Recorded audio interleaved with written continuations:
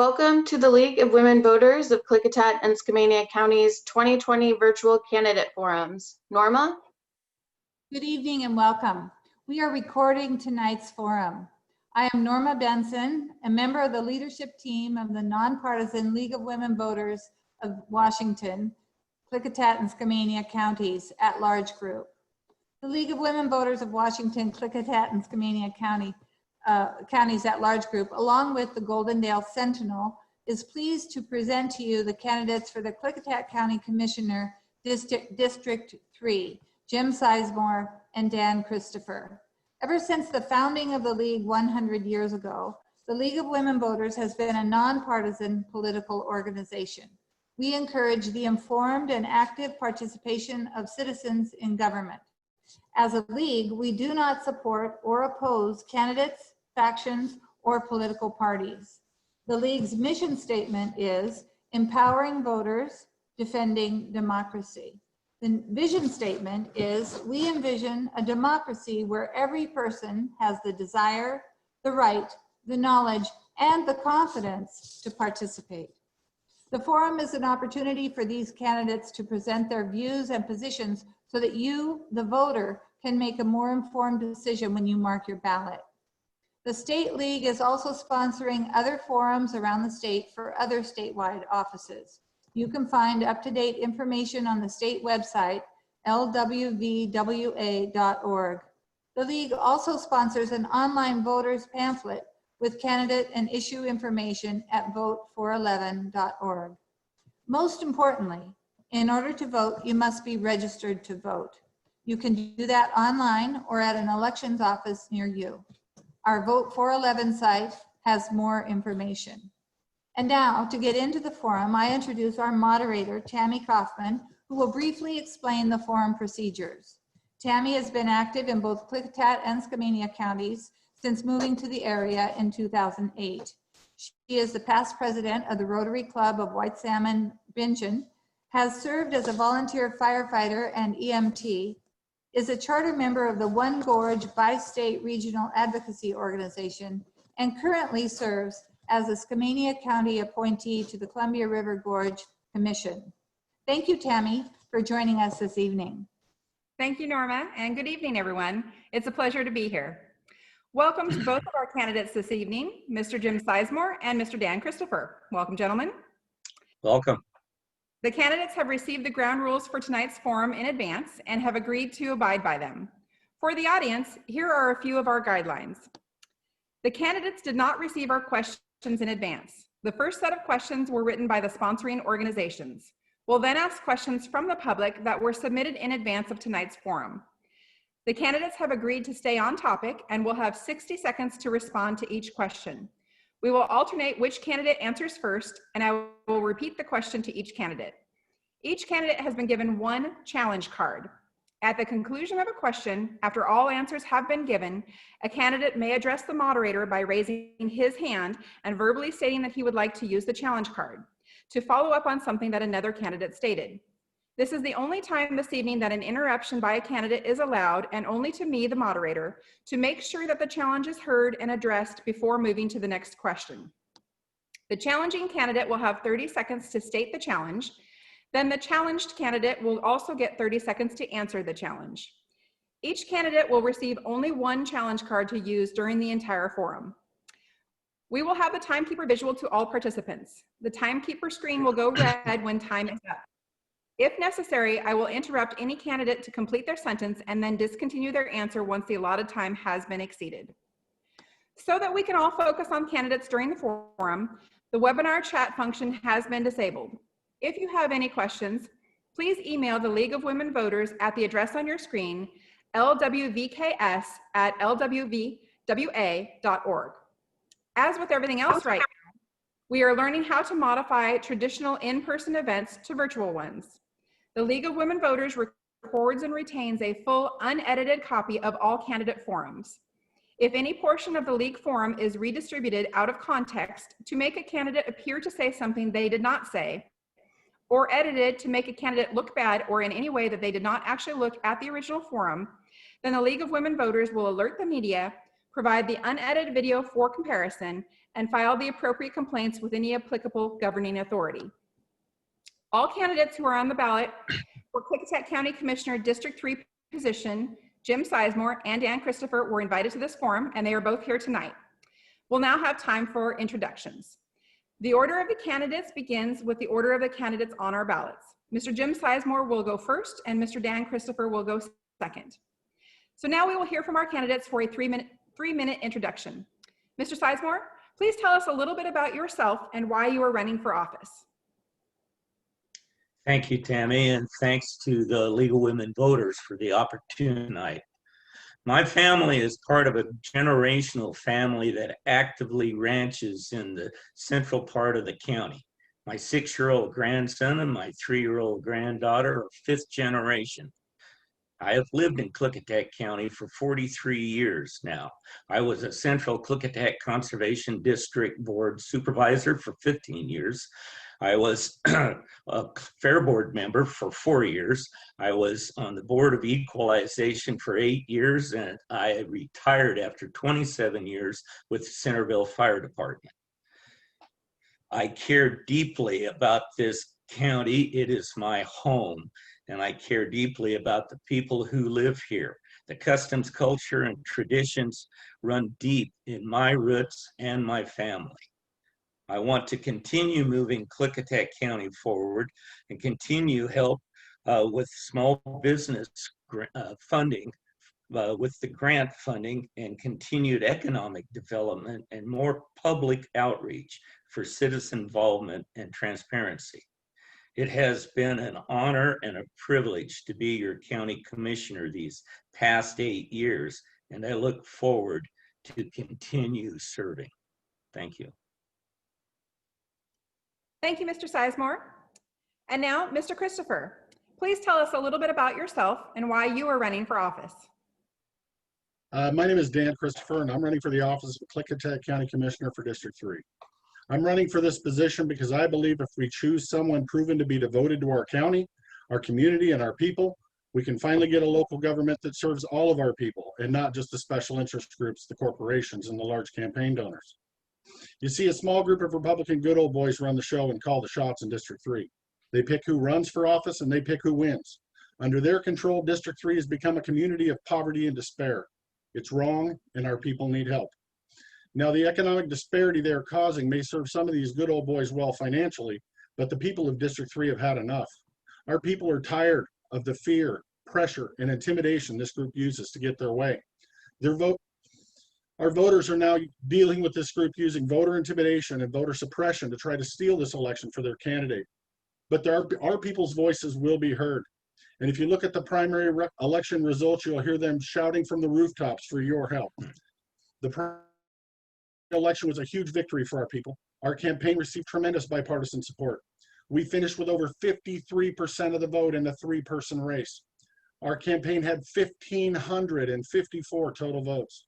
Our establishment Republican opponent, he only had 28%, or 827 votes. We beat him by 727 votes. That's huge. It was the largest primary victory in Klickitat County in decades. We won 9 out of 10 precincts by large numbers. The only precinct we lost was the tiny far eastern precinct of Alderdale with their 36 total votes. Now, if I would have only received 28% of the vote in my home district and 3 out of 4 voters voted against me, I would have dropped out of the race. Yep, I would have. I mean, how can someone possibly think they can represent all of the people in their home community when 3 out of 4 voters didn't vote for them? But I guess for some career politicians, the voters' voices just don't matter. My opponent is now asking the people of District 1 and District 2 to elect him to continue his reign over the people of District 3, the same people that just voted no, the same people that just stated loud and clear that they don't want him. Don't fall for it. Don't do it. I'm asking you to look at the primary results. Have faith in the Democrat and Republican voters of District 3. They are the people that know us. They are the people that know our hearts. They are the people that 3 out of 4 voters said they don't want. So don't force upon them a leader that 3 out of 4 people don't want. It's wrong. Honor our people, honor their vote, vote for Dan Christopher in District 3, and vote for all of our people. Thank you. Thank you, Mr. Christopher. We'll now begin with our first question. How do you think your position as County Commissioner can help small businesses recover from COVID-19? We'll begin with Mr. Christopher. Good question. As a small business owner myself for the last 20 years, honest answer, I don't think you can. Yeah, passing through the state grants of $1,000 or $5,000 is good and all, but when you've lost 75,000, 100,000, you're just not going to recover from that. It's going to take a long time, and I don't think all of our businesses will recover. But we have to look to the future. We have to prepare for the future. Tourism is going to be down. People aren't going to fly on airplanes. We're going to have staycations, and we need to make our county a destination for people that want to come from Portland and tourists. Now, I know we try to do that now. I do have a problem with the amount of money we spend on that, and I don't think we get the best bang for our buck, and maybe we need to think about a different way to manage our tourism advertising. Thank you, Mr. Christopher. Mr. Sizemore, how do you think your position as County Commissioner can help small businesses recover from COVID-19? Thank you. I will continue to support the county emergency funds to be spent to support the coronavirus reimbursement program. We are front funding that program that's coming from the federal government. There are $5,000 grants for small businesses for businesses with 10 or fewer employees. We do have another program from the Washington State Department of Commerce, and we are awarding up to $10,000 to small businesses with the Working Washington 2 grant program. And these businesses can have up to 20 employees. We've got to try to keep them alive until we get COVID taken care of. Thank you, Mr. Sizemore. Our next question. Farm workers have to work in wildfire smoke, and COVID-19 outbreaks have been linked to fruit packing. In what ways do you think the county can help farm workers during these types of crises? We'll begin with Mr. Sizemore. I have been in contact with our orchard and vineyard farms since the beginning of the COVID-19 pandemic. The farm workers are considered a valued partner by these farms, and the county has continued to support the farms with PPE, personal protective equipment, testing through the health department, and access to health care. We have quarantine and isolation trailers available if needed for the affected workers. Those workers are so valuable to those farms because without them, harvest and the crop caring does not get taken care of. They are not of lesser value, as was stated last night in some remarks from one of the other candidates. Thank you. Thank you, Mr. Sizemore. Mr. Christopher, farm workers have to work in wildfire smoke, and COVID-19 outbreaks have been linked to fruit packing. In what ways do you think the county can help farm workers during these types of crises? I think that what the county's done, from what I know from limited knowledge because of COVID and being locked out of the meetings and whatnot for the most part, they've done what they can. They've worked with the farm workers, they've worked with the farm owners, they've bridged the gap between the farm owners and the state. Like Jim said, release the PPE. That's all good. The only thing, and I don't know and I don't accuse anybody of anything because I'm not there on the farm, but I do know the city of White Salmon did do a state of emergency when the hazardous smoke was out there. And I hope somebody at the county was at least monitoring to make sure that our farm owners were not making our farm workers work out there in that hazardous condition. And maybe the county might have wanted to do a state of emergency to protect those farm workers. Thank you, Mr. Christopher. Moving to our next question. The COVID-19 emergency has greatly affected our healthcare system, and our county commissioners are on the Board of Health. In what ways can you work at the county level to help your constituents access affordable, quality health care when they need it? We'll begin with Mr. Christopher. Wow, hardballs right away. you know, affordable healthcare, we're dealing with that on a national level, and I still don't think we have an answer that fits everybody's needs. And on a county level, they sure can't afford to give everybody insurance, but there are small things we can do. Mental health is a big deal to me. I testified before the commissioners last year that some of our mental health workers were not being paid by the county for services rendered, and that they didn't have enough funding. My opponent sits on the mental health board and for the most part didn't believe what I was telling him. He asked some of the county employees and found out that I was correct. So it did take him 6 months, but he finally got around to authorizing and fixing that scenario so that the county the health workers were getting paid, and they did authorize another $18,000 in funding, which it's a start, but I think we need to start taking mental health seriously around here. Thank you, Mr. Christopher. Mr. Sizemore, the COVID-19 emergency has greatly affected our healthcare system, and our county commissioners are on the Board of Health. In what ways can you work at the county level to help your constituents access affordable quality healthcare when they need it? Thank you.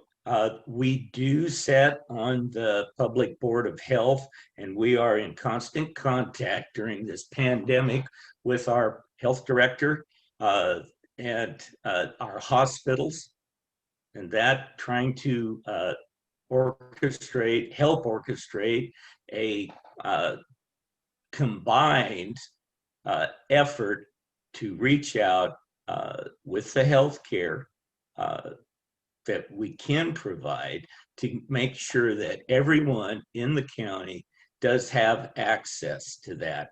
I know Director Quinn, that has been one of her most important aspects of her job since she took over as health director, and the county supports her funding and policy. Thank you, Mr. Sizemore. Our next question, specifically, what have you done to prepare yourself to be an effective commissioner? We'll begin with Mr. Sizemore. Well, as what I have already stated in my opening remarks, I have also been the state president for 2 years of a major commodity organization, the Washington Cattlemen's Association, and I am, for the last 8 years, a sitting county commissioner that's been working hard to try to keep everything moving forward within this pandemic. We'll be in a recession as soon as the pandemic is over. We're in it now, but it's hard to realize that with all of the restrictions on how we can carry and conduct business. Our small businesses are hurting greatly. And like Mr. Christopher said, some won't make it, but we've got to try to support them, keep them as many around. Thank you, Mr. Sizemore. Mr. Christopher, specifically, what have you done to prepare yourself to be an effective commissioner? Well, I've never wanted to run for public office before. I've always fought on the people's side. I've always sat in the bleachers and testified before our elected officials. For the last 25 years, I've been testifying before state representatives, state policy commissions, city councils, and county commissions to try to get them to institute good policies that help people and not hurt them. In 2007, I founded the Mount Hood chapter of CCA, a political advocacy group designed to lobby for our people and our natural resources. Locally, I attend for years now, I've attended our Klickitat County Commissioner meetings, budget meetings, economic development meetings, and every county meeting to lobby for our people and fight for our people. So I know government, but here's the kicker that Jim didn't mention. Be a part of your community. You have to be a man of the people. I am out in my community every day. The people know me. They talk to me. I go into businesses that haven't seen their commissioner in 8 years. You have to know what's going on in your community. You have to know you have homeless people in your community to be an effective commissioner. Thank you, Mr. Christopher. We'll now begin with questions that were submitted by the public. We are now in wildfire season. If elected, how can you work at the county level to help our communities reduce the threat of wildfire and smoke? We'll begin with Mr. Christopher.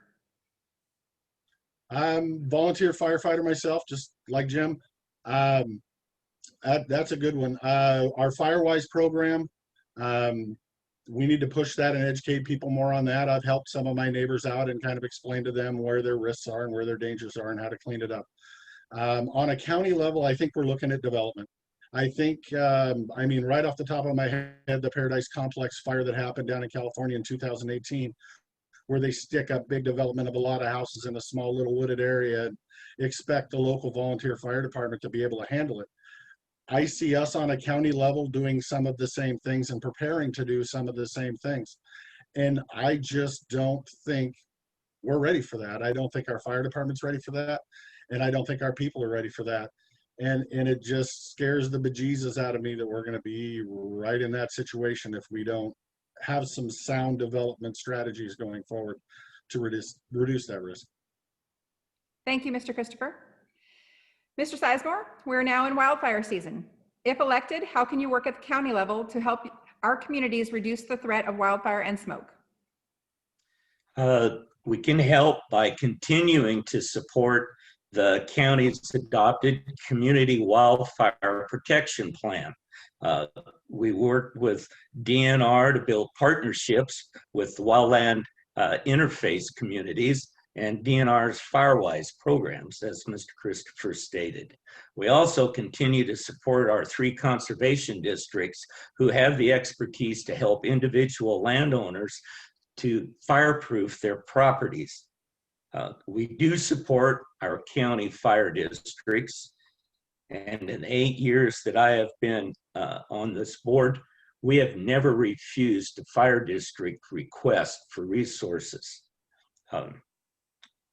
I agree with Mr. Christopher with the development that is creeped up into the timberlands, and we're going to have more, and we need to start the conversations now to address that. Thank you, Mr. Sizemore. On to our next question. By state law, county sheriffs are partisan positions. Would you support changing this to nonpartisan, and why? We'll begin with Mr. Sizemore. Thank you. I could support all county elected positions as nonpartisan. The only thought that I have when we do that is if a position becomes open, I strongly believe local control is the very best. Local government is the very best. And I would like to see the interim position filled by a local appointee and not by the governor's office. I have always thought that commissioners had to represent everybody, and local control is a large part of what needs to be. Thank you, Mr. Sizemore. Thank you. We've had a little bit of technical difficulty on hearing you, Mr. Sizemore, so I'll let you know if that comes up as a problem, but we'll go ahead and move to Mr. Christopher. Mr. Christopher, by state law, county sheriffs are partisan positions. Would you support changing this to nonpartisan, and why? Honestly, I don't think it would matter. I mean, would I vote for it? Sure. In a utopian dream, I think it would be great for all offices to be nonpartisan, so we get rid of this partisan divide we have. But I still think an individual is Democrat or Republican, and that political party is still going to back them. Those big corporate campaign donors are still going to back that individual over the other individual, even if there's no D or an R behind your name. And now that I mentioned it, Mr. Sizemore speaking there, when he was talking about appointments, this county has a long history of good old boy club resigning appoints. And, you know, they want to make sure that they get their guy in when they're done. And if Mr. Sizemore wins, I would challenge him to serve 4 years and not just a year so somebody can replace him. Thank you, Mr. Christopher. We'll move to our next question. What ideas do you have to reduce the county's carbon footprint? We'll begin with Mr. Christopher. We're a big county, and we're not necessarily a poor county, but we're sure not Seattle. So when you think of carbon footprint stuff, I mean, immediately off the top of my head, I start thinking about mass transit. And I mean, we do have a little bit of that, but to try to push that county-wide, I don't know that you can really fund that. Energy stations for vehicles on a county level in our little county, I don't know. I mean, maybe I'm willing to hear the argument. We seem to be the state's carbon footprint remover with our landfill and natural gas facility out there, the windmill, solar, new pump storage. But for us, I think we got to think smaller. We got to start to think recycling programs and helping educate the public on recycling programs, teaching gardening, master gardening, self-sustainability to keep people from shopping and using those bags at the store and whatnot, which is also self-sustainability is good for our people. So a little bit more education out in the public would be a good thing. Thank you, Mr. Christopher. Mr. Sizemore, what ideas do you have to reduce the county's carbon footprint? Mr. Sizemore, you'll need to unmute yourself, please. I thought it.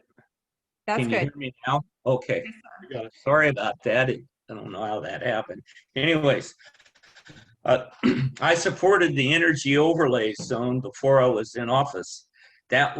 That has made Klickitat County one of the greenest, if not the greenest, renewable energy counties in the state.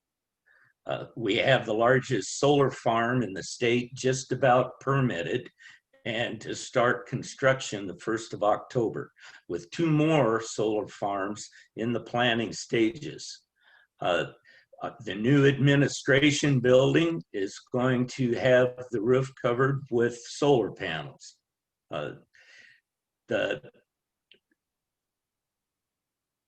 idea that we are not doing is not correct.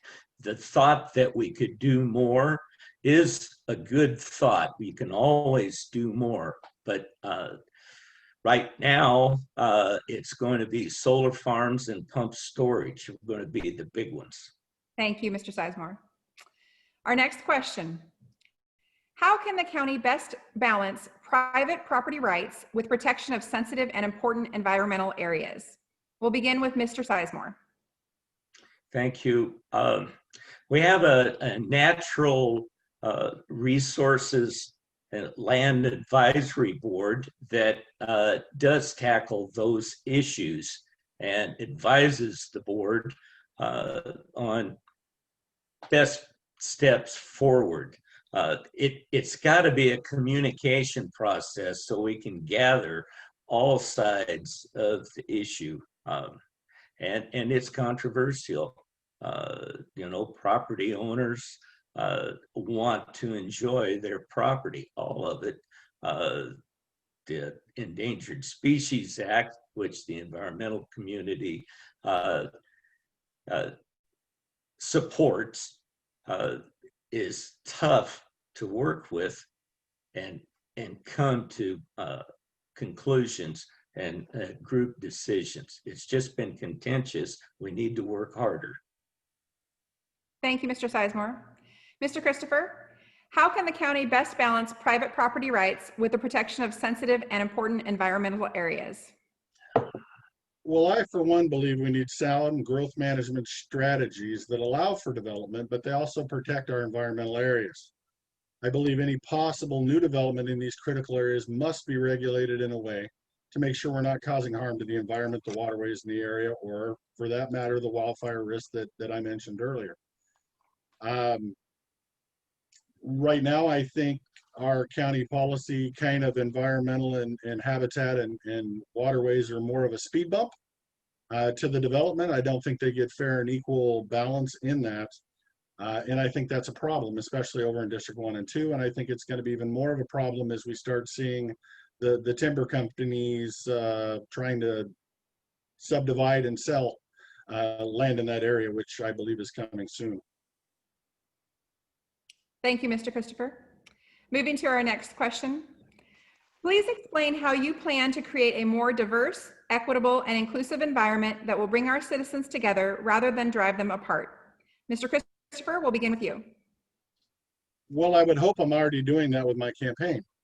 I have tremendous bipartisan support You can drive through Goldendale and one house, you know, a Biden sign, Carolyn Long sign, Joanna Turner sign, an F Trump sign, and right in the middle is Dan Christopher for county commissioner. The Democrat in the race, in my race, only got 17% of the vote. I, unfortunately for him, stole a lot of his votes because they believe in me. They trust me. They want somebody that's outsider, not establishment like my Democrat opponent was, that's just gonna continue the status quo. They want change, and I'm one of those people that I don't care. I don't say I have Democrat friends or Republican friends. I have friends. The ideas are sound on both sides. You just got to get people in a room that don't scream at each other and talk about it. And somewhere in the middle is the answer. Thank you, Mr. Christopher. Mr. Sizemore, please explain how you plan to create a more diverse, equitable, and inclusive environment that will bring our citizens together rather than drive them apart. Again, I will continue to try to represent everyone. Commissioners need and do attend community council meetings. This campaign has made it me. We need to do more. I have no community council meetings in District 3 now, but I will do more town hall meetings and go out of district to those other council meetings. I am also listed in the phone book. And as far as diversification, it was me that put a lady veteran on the Veterans Advisory Board. Women now are eligible for combat duty, and she served. I have started advertising for recruitment for open positions in the county on Hispanic radio by suggestion from a Hispanic friend of mine.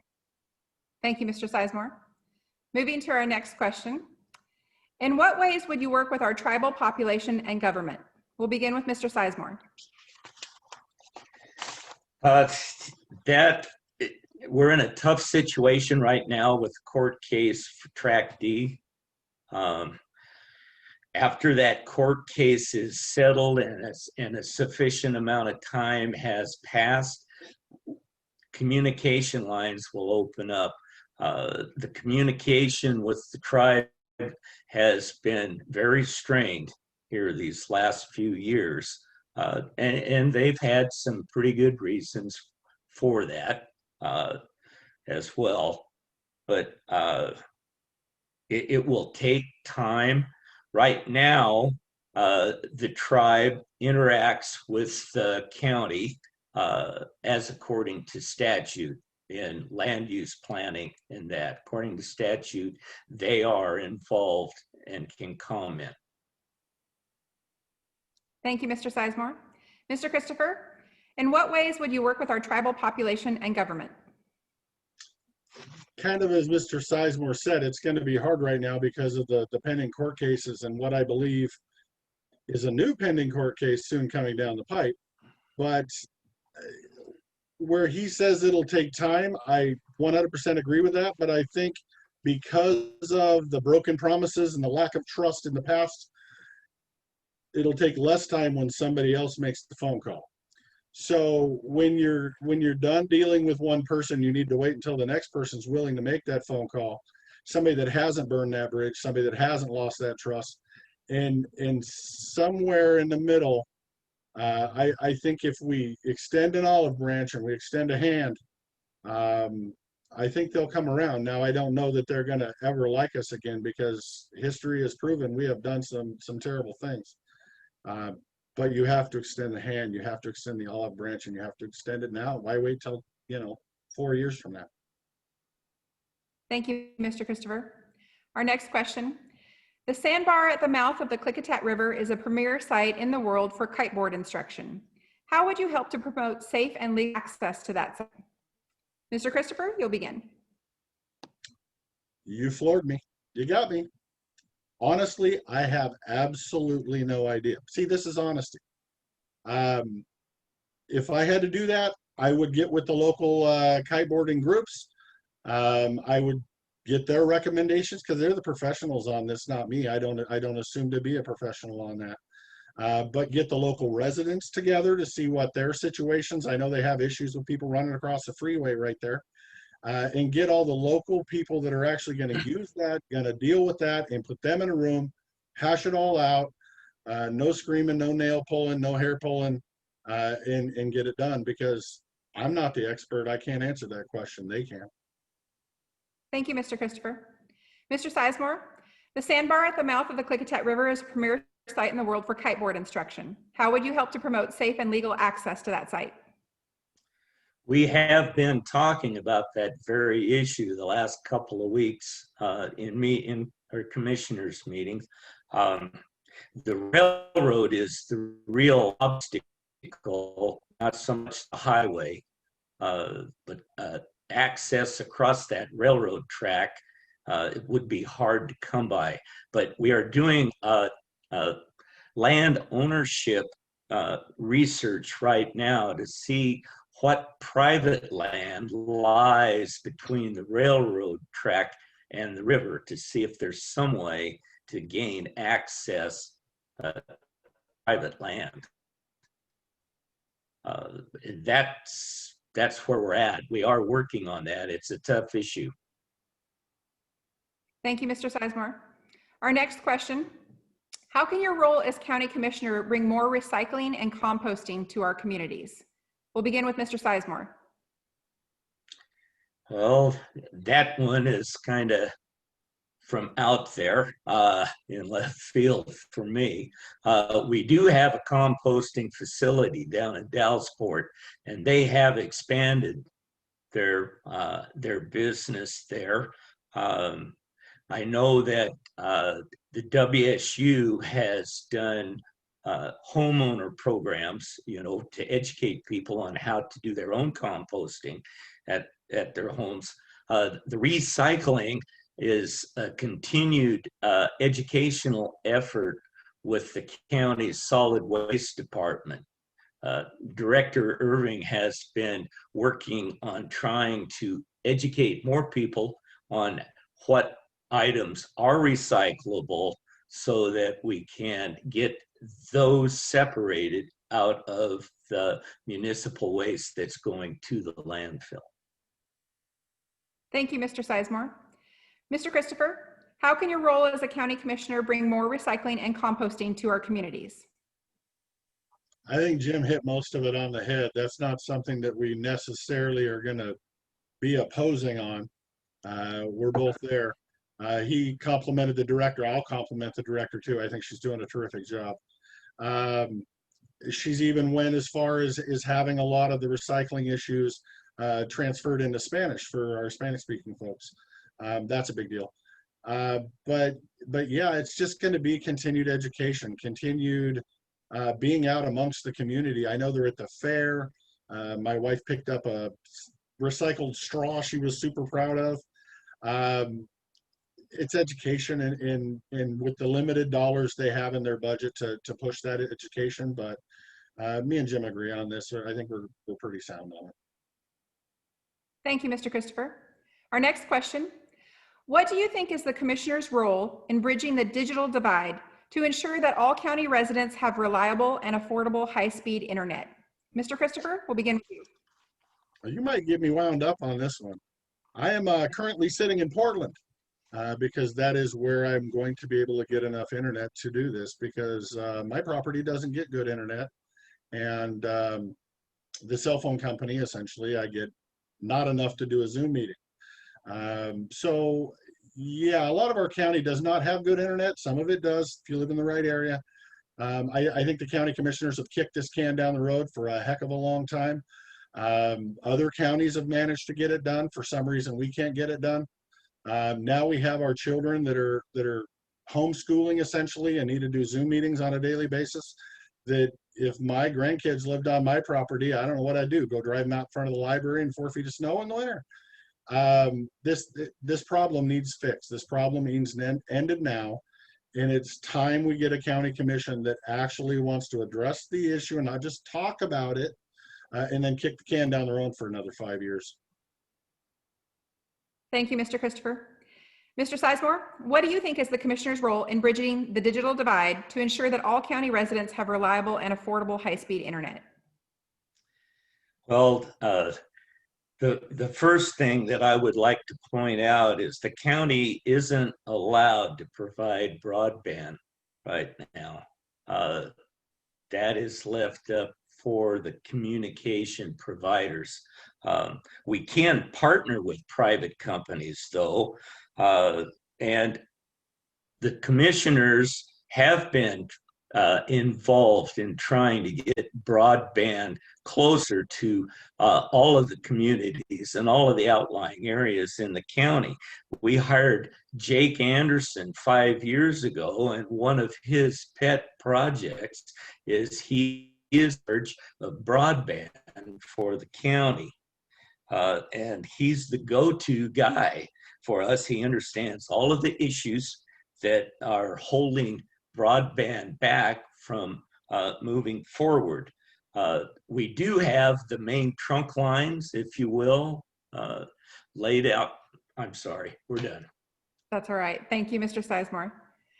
Moving to the next question. Do you support moving forward with the Goldendale Energy Pump Storage Project? Why or why not? We'll begin with you, Mr. Sizemore.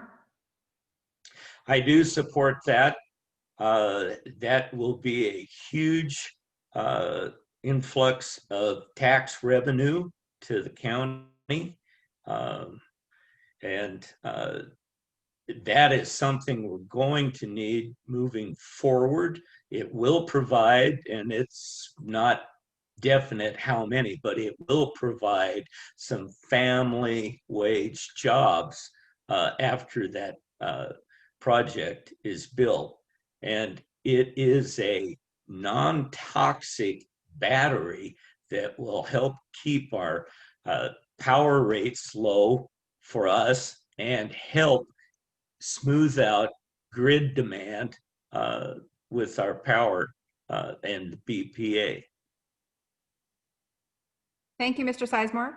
Mr. Christopher, do you support moving forward with the Goldendale Energy Pump Storage Project? Why or why not? First, I want to correct to lower our power rates.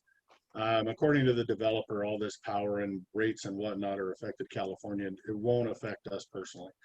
Yes, I do. I am in favor of the pump storage project. I do have some concerns. The last candidate forum, I was allowed to speak for a smidge about it. I addressed some of my concerns there. I testified before the commission a year ago about my concerns, was blown off. The candidate forum, now they're listening. The commissioner meeting after that candidate forum, they brought all the bigwigs in, all the elected officials, and addressed my concerns, and they're working on them. There's one still they're not addressing with Tax District 37, but that can be fixed later. But yes, it will be a great thing for our county, hands down, as long as we get the couple of bugs fixed at a state level to make sure our taxpayers aren't on the hook and paying out big taxes because the big guy isn't. Thank you, Mr. Christopher. Moving to our next question. What economic development ideas do you have for Klickitat County? We'll begin with Mr. Christopher. Well, they have their 10-year economic development plan, which is businesses and jobs in District 1, businesses and jobs in District 2, and District 3 gets grapes and solar panels. Congratulations, everybody in District 3. No. If there's a depressed district in our county, it's District 3. The District 3 is the one that needs the jobs. Now, I understand we need to develop Dallasport. We need to develop Vision Point. I don't have a problem with that. I just want equal distribution of county resources when it comes to economic development. I want us to go back to giving economic development grants to our cities. Goldendale, for instance, it's a poor city. The houses don't cost much money, so you don't have a high property tax rate, so they don't have a lot of funds. And when they go before the Economic Development Board to get their projects done, they keep getting pushed down the ladder for all these bigger things in all these other districts. And it's failing the people of District 3. We've become a community of poverty and despair. Thank you, Mr. Christopher. Mr. Sizemore, what economic development ideas do you have for Klickitat County? Well, as a sitting commissioner, I do support the 10-year plan that we came up with. That plan was developed by a large board of citizens across the county, from one end of the county to the other. Had all three mayors on it, and our major employers of the county on it. And it is a good plan.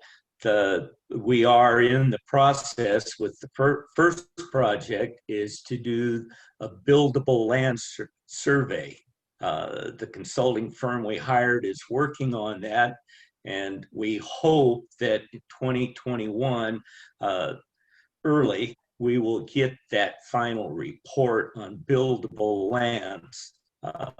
Infrastructure is the best thing a commissioner can invest money in for economic development. That's my opinion. Thank you, Mr. Sizemore. Moving on, do you support replacing the Hood River White Salmon Interstate Bridge? If so, how will you make that happen? If not, why not? We'll begin with Mr. Sizemore. Yes, I do support replacing that bridge.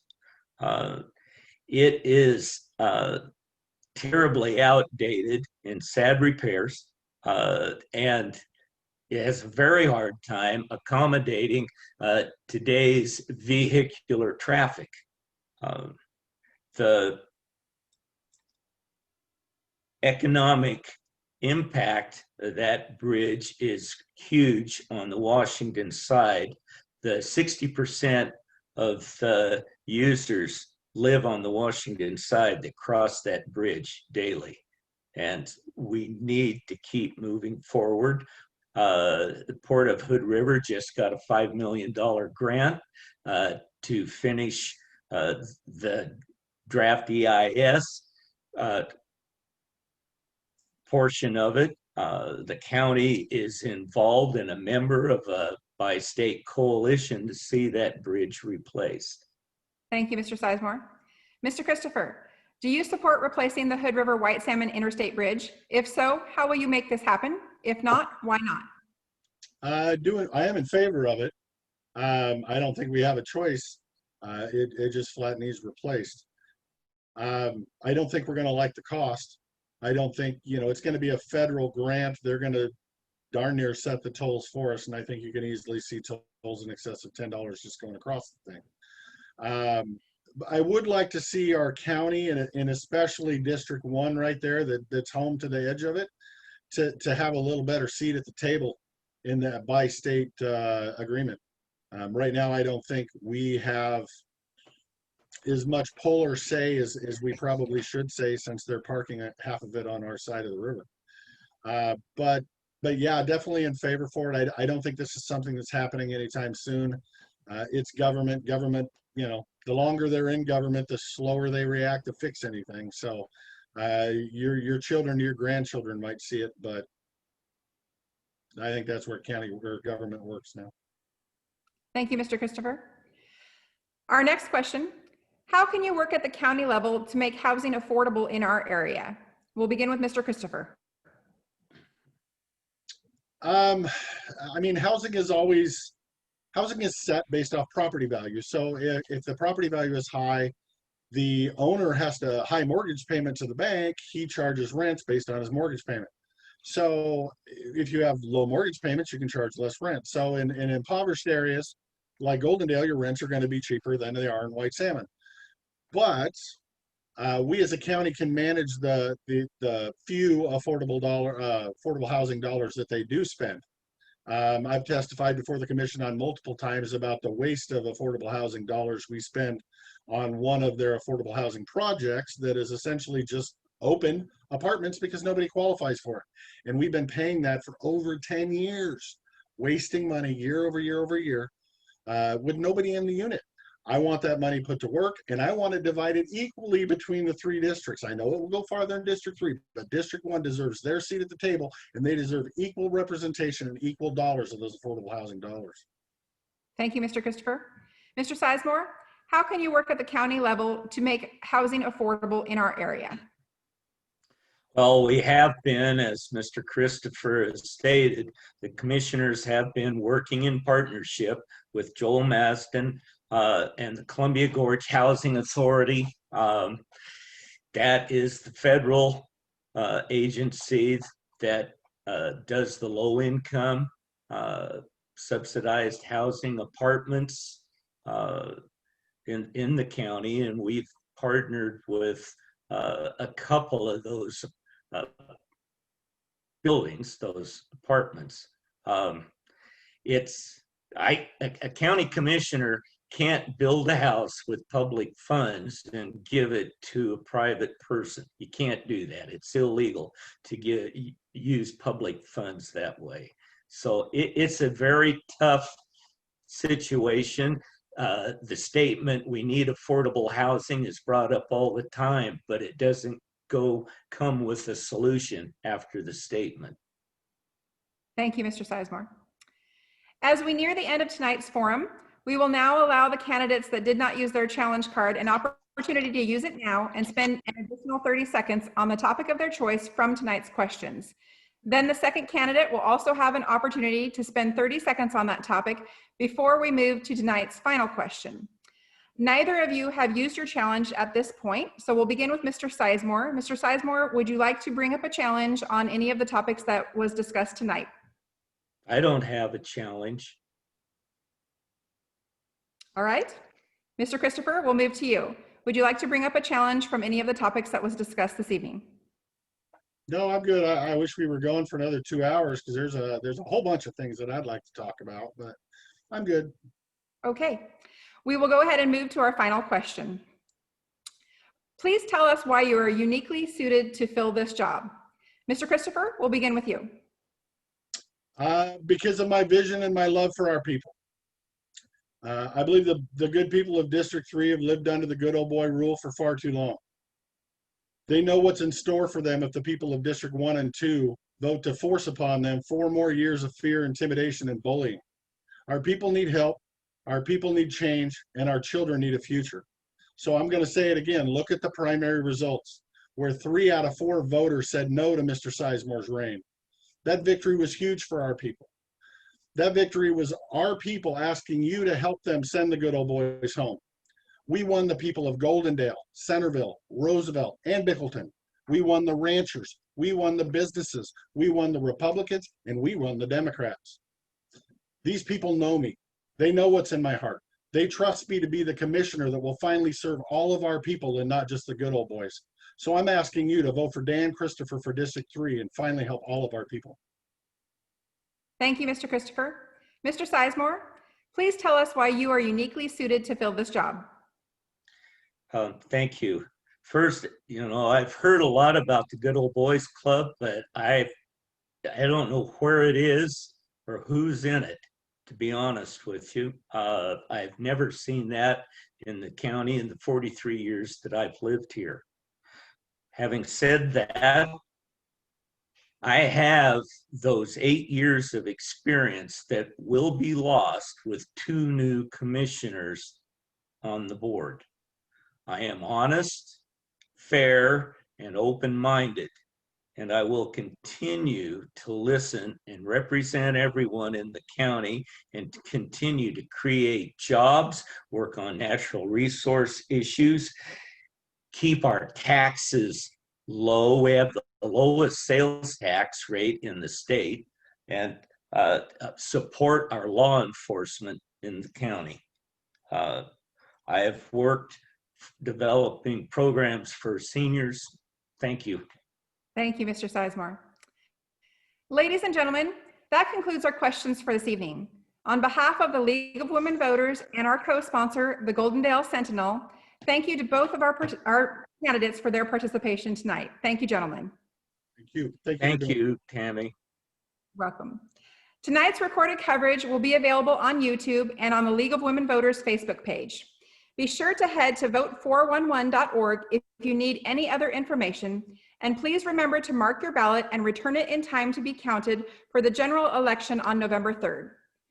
The Postal Service recommends that voters mail their ballots at least 1 week prior to the election. Voters who choose to use a community drop box should drop your ballot off by 8 p.m. on Election Day. Klickitat County has 11 drop box locations. Please go to the Klickitat County Auditor's website for those exact locations. Thank you all for attending this evening. We are also planning a forum with the candidates for Skamania County Commissioner, District 1 and District 2, and will be co-sponsoring a debate on October 9th with the United States Congressional 3rd District candidates, Jamie Herrera Butler and Carolyn Long. We hope that you all will be able to join us. Thank you all and good night. Good night.